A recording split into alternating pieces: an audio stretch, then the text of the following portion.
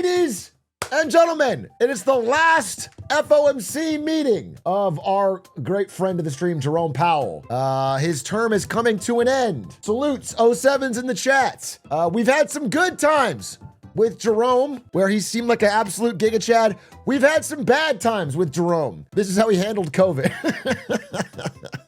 We've had some memes with Jerome. We've had a really strange multi-year battle with the president with Jerome. The president that in 2017 appointed him and then was surprised when he was appointed and said he was stupid and said there is no way he ever should have been appointed and has been battling him to try and get him to lower interest rates. They've had an office-style banter battle for the past year, and now he survived it. He survived threats to his job and to his independence and has made it to his full, complete term. And we are now at the 2026 mark, 8 years in, saying goodbye. 8 years of public service. So goodbye to Jerome Powell, the chairman, the legacy.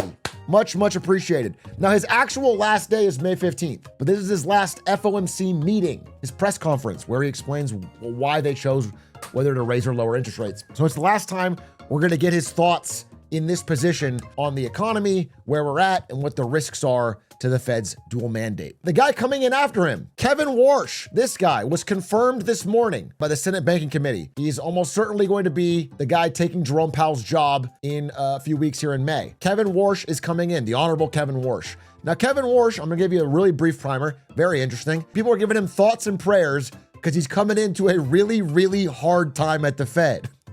Jerome Powell is leaving him in a bit of a spot, okay? The Fed, as you know, as we've said a million times, has a dual mandate, okay? They have to achieve both maximum employment and price stability, which is fine when those things are working together. But in this case, they're not. If you want to get price stability, that means no inflation.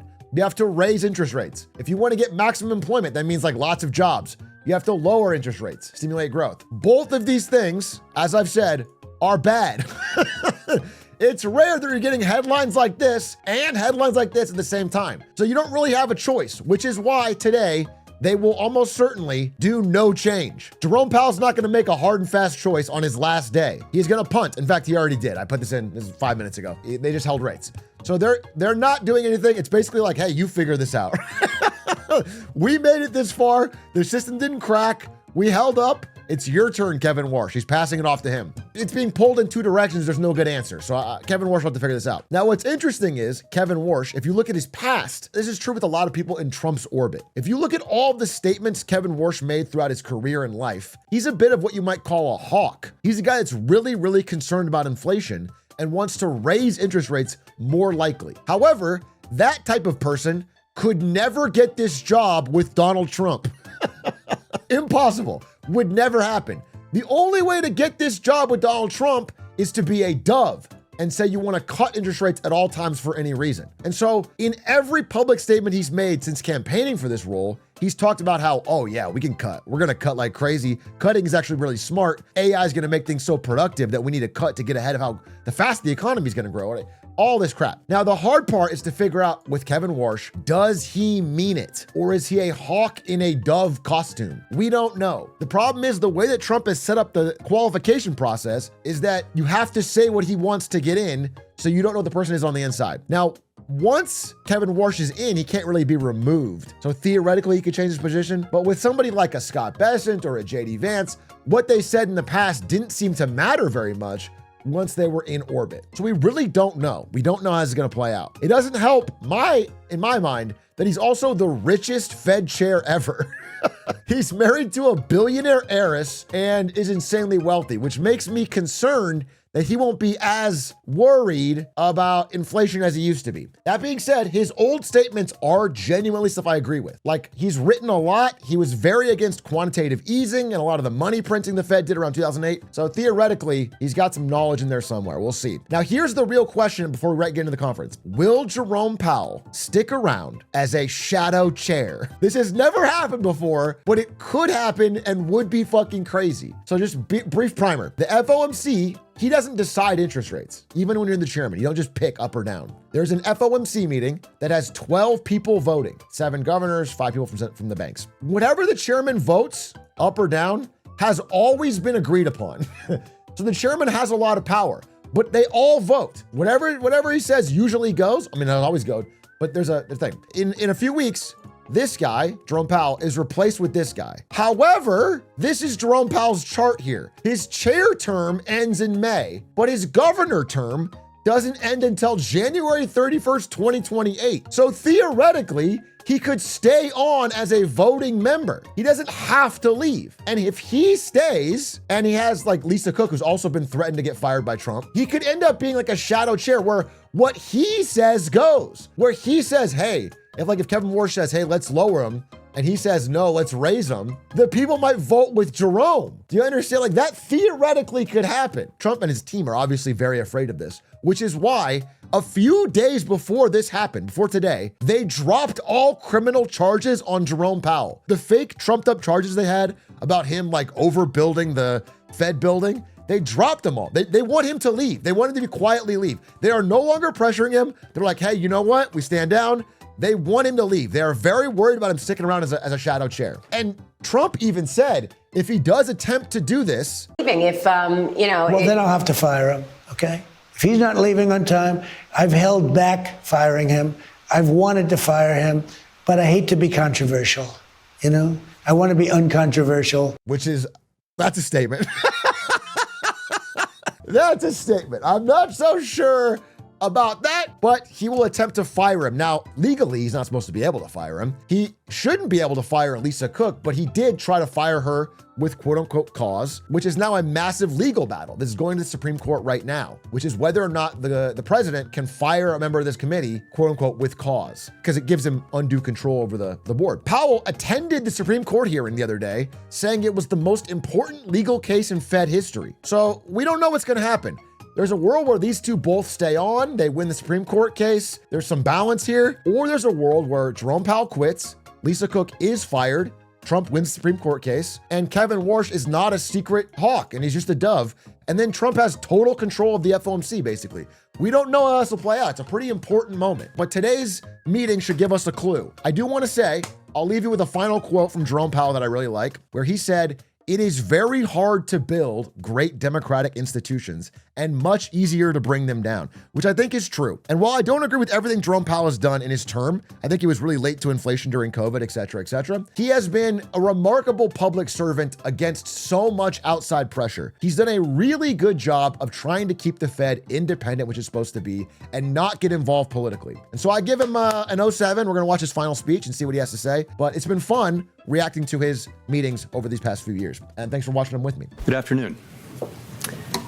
My colleagues and I remain squarely focused on achieving our dual mandate goals of maximum employment and stable prices for the benefit of the American people. This is my last press conference as chair, and I will close with a few thoughts.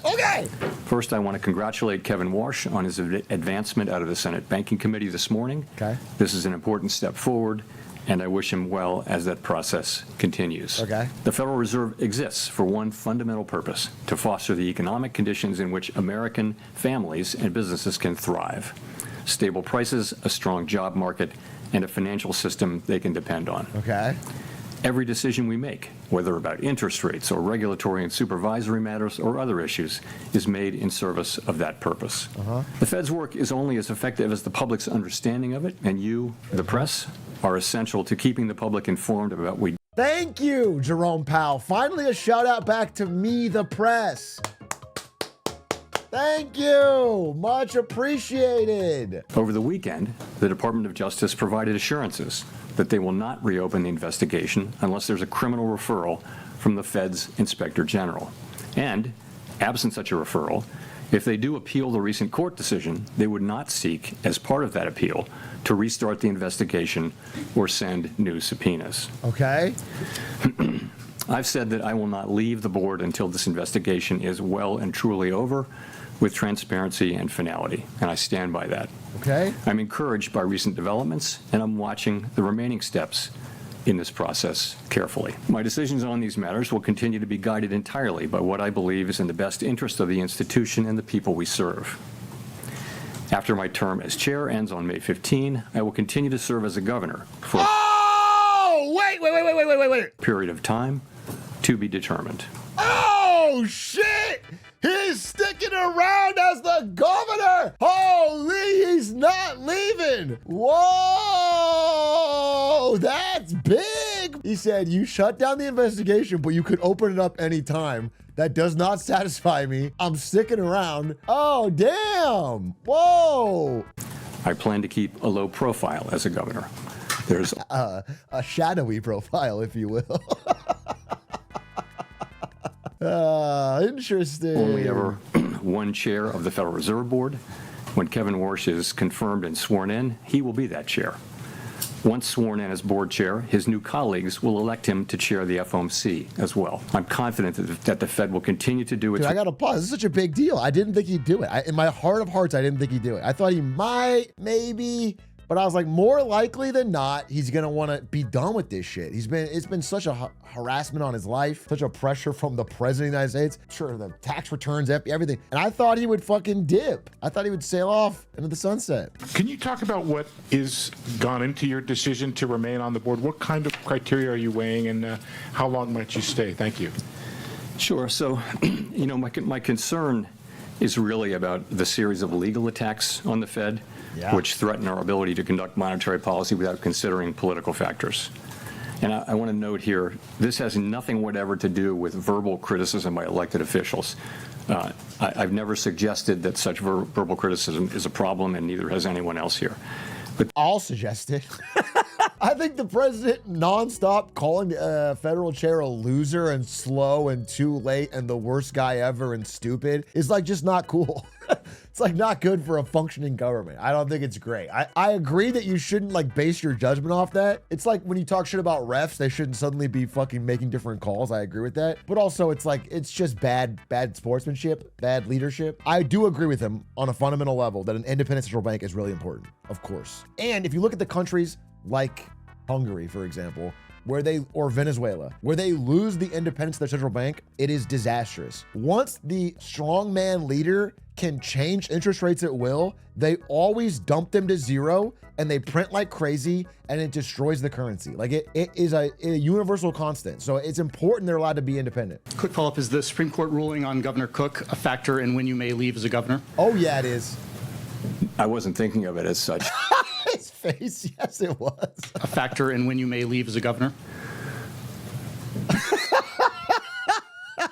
Oh, that? I hadn't even thought about that. Oh, you mean the thing where one of my coworkers is being fired against cause by a fucking psychotic president? And then I went to the Supreme Court case and said it was the most important Supreme Court case of the Fed's history? That wouldn't even cross my mind. I guess that is a big deal.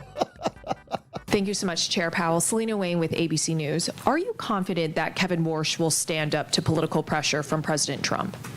Yes. So he testified very strongly to that effect in his hearing, and I'll take him at his word. And when it comes to... That's so much worse than saying yes. I thought he was going to say yes just to be a dog. I'll take him at his word because he said so. It's like a funny way of saying like, fucking not really. Anyway, thank you very much, everyone. Goodbye, Jerome! The last one! Bit anticlimactic, honestly. I wish they did a standing ovation. This is my goat leaving. But an overall good term for Jerome Powell. Very exciting news, kind of front-loaded in that press conference. But the fact that he is choosing to stay on as governor, I'm glad I made that presentation because it was kind of like an off chance. I didn't think it would really happen. That's wild. It's a direct shot at Trump's attempt to control the Fed and theoretically would make him sort of a shadow chair. I mean, his opinion would carry a lot of weight as one of the voters on the governor board. So we will see. Jerome Powell will return in Avengers Endgame. But I guess that's the last we've seen of him. I'm interested to see what happens with all this, but I'm glad we watched it. That is the last FOMC conference we'll do with him, though. And apparently, Kevin Warsh, his successor, may not do these conferences. I hope he does. But we will see if we still have these reacts to do every couple months. If not, it's been a pleasure watching them with you. I appreciate everyone in the chat and everyone on Big A that watches these. When I first did this, I thought for sure nobody would watch it. I was actually weirdly worried about even broadcasting. I was like, this is going to be so boring. But it's actually been quite fun to go through these. I think they're really important, and doing them with chat has been a lot of fun. So I appreciate you guys tuning in. Thanks for doing it. And yeah, that's the end of this clip.